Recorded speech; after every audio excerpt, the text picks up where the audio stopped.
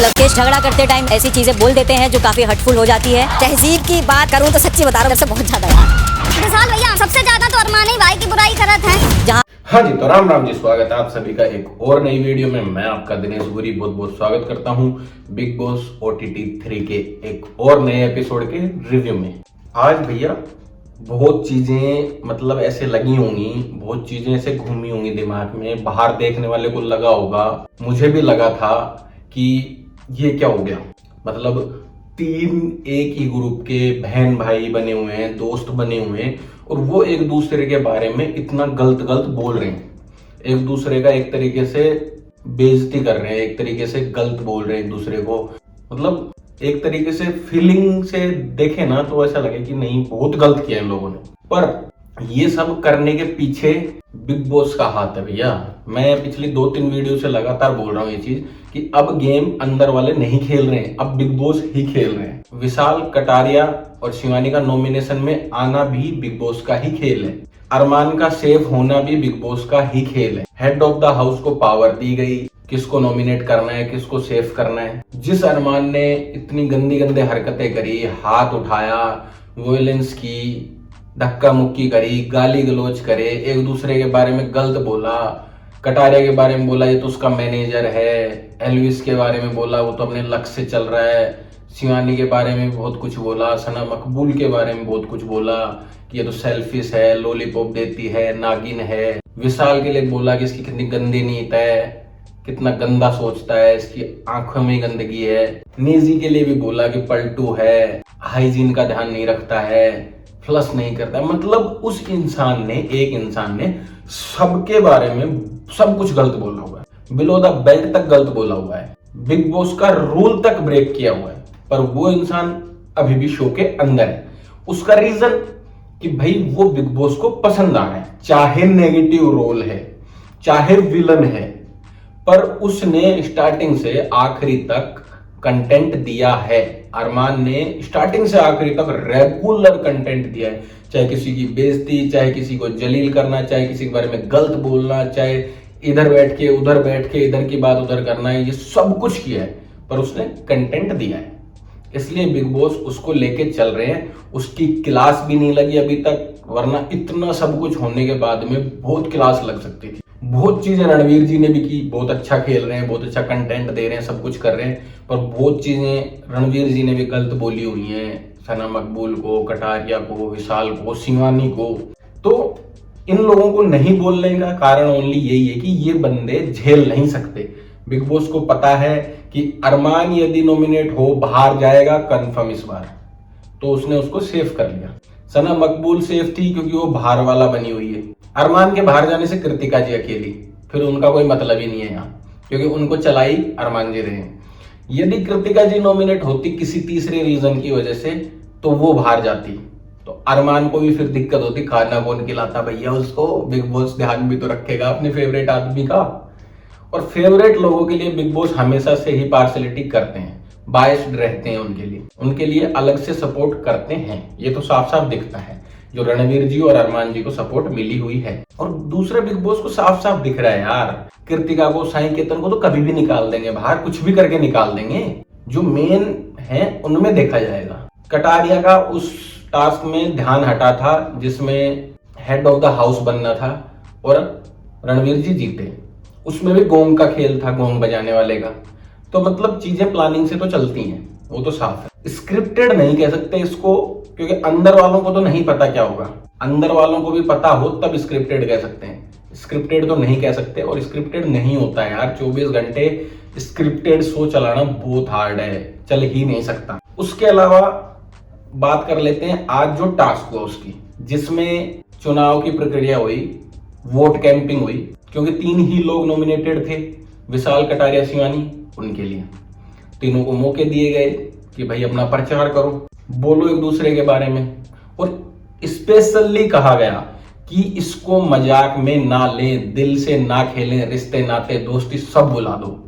और वो सबने किया भी। अब सबको लगा होगा आज की लड़ाई हो गई एक दूसरे के अंदर, एक दूसरे को इतना सब कुछ बोल दिया, ये कैसी दोस्ती थी। भैया उनको बोलने पे मजबूर किया गया है, क्या करें। यदि विशाल उसको ना बोले कटारिया को कि भाई तू बदतमीजी करता है, तू बड़ों की इज्जत नहीं करता है, तूने मेरा साथ नहीं दिया था दोस्ती में, तो वो क्या पॉइंट रखे उसके बारे में, और कटारिया भी उनके बारे में ना बोले तो पॉइंट क्या रखे वो लोग। ये चीज तो सामने साफ है ना।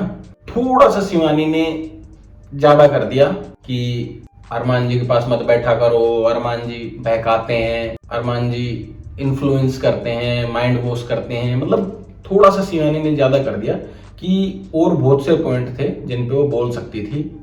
पर ठीक है, गेम था भाई, अपने आप को सेफ करना है, सबको करना है, तो वो उसके हिसाब से हुआ। विशाल ने पॉइंट उठाया कि इसने मेरे उस इंसिडेंस पे मेरा साथ नहीं दिया। बाहर लोगों ने भी बहुत सवाल उठाए, पर वो दूसरी क्लिप के बारे में बात नहीं हुई थी जिसमें विशाल ने बोला था कि भाग्यशाली भैया। तो आज कटारिया ने बोला उस पॉइंट के लिए कि मैंने इसका साथ इसलिए नहीं दिया था क्योंकि इसने ऐसे कहा था कि भैया बहुत किस्मत वाले हैं। पॉइंट देखो, भाग्यशाली भैया बोला था उसने, कटारिया ने बोला किस्मत वाले हैं भैया। थोड़ा सा उसको इजी करके ही बोला कि विशाल पे इतनी दिक्कत ना आए। दोस्ती है, यारी है, साथ बैठे हैं, खाना खाने के लिए भी बाद में साथ बैठे, एक दूसरे के गले मिले, रोने लग गए तीनों जने। दोस्ती तो है, फीलिंग्स तो हैं, पर अब बिग बॉस ने फंसाई ऐसा दिया, क्या करें। प्रचार किया, एक दूसरे के बारे में बोलना था। कटारिया ने रणवीर जी को भी बोला कि मैं आपको सॉरी बोलता हूँ आके, मैं समझता हूँ आपको फीलिंग हर्ट करता हूँ, पर आप भी सामने से मुझे बोलते हो वो चीजें, तो वो चीजें होती हैं। तो जोर तो सबने अपना अपना लगाया। अब आखिरी में वोट की बारी, अब वोट डले, अब वोट डाल के उस बक्से में बंद करके रख दिया। अब वो बक्सा खुलेगा वीकेंड के वार पे। वीकेंड का वार मतलब शुक्रवार को, कल, क्योंकि लास्ट टाइम अनाउंस किया था कि अब की बार वीकेंड का वार शनिवार की जगह शुक्रवार को होगा। कुछ रीजन होगा उनका अपना, तो कल ऐलान भी होगा उस चीज का। दूसरा, बाहर वोटिंग लाइन भी खुली हुई है। अंदर वालों को तो नहीं पता ये चीज कि वोटिंग लाइन खुली हुई है।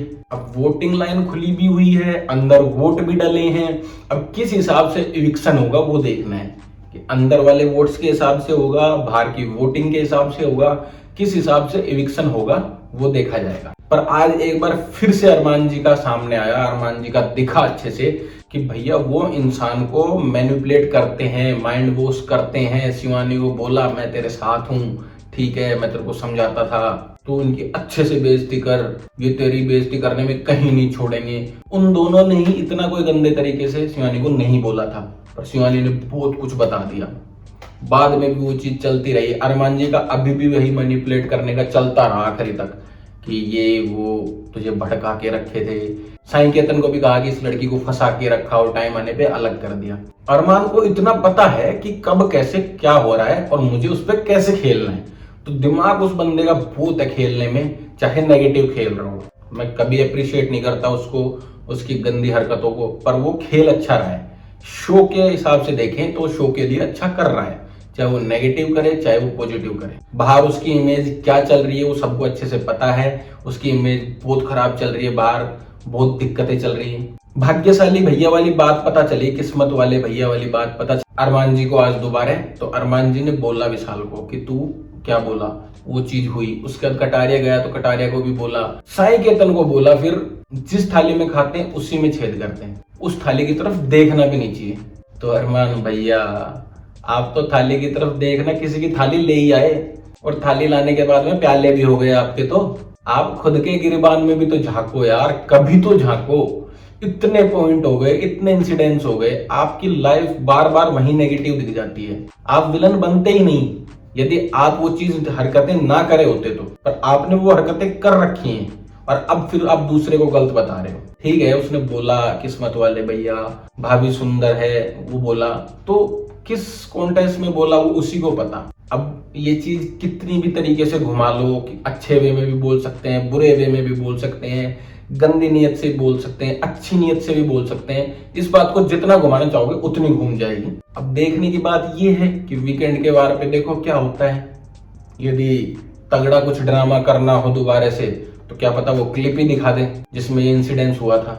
वो देखने वाली बात है, पता चलेगा। पर अरमान का माइंड बहुत शार्प है। शार्प माइंड यहाँ भी दिखा आज अरमान का कि जहाँ पे रणवीर जी ने बोला मैं तो नोटा, मैं किसी का साथ नहीं दूंगा वोट कैंपेनिंग में। बाद में अरमान जी ने शिवानी को बोला कि तू सना मकबूल से पूछ, यदि वो तेरा साथ नहीं दे रही है तो हम चारों तेरा साथ देंगे।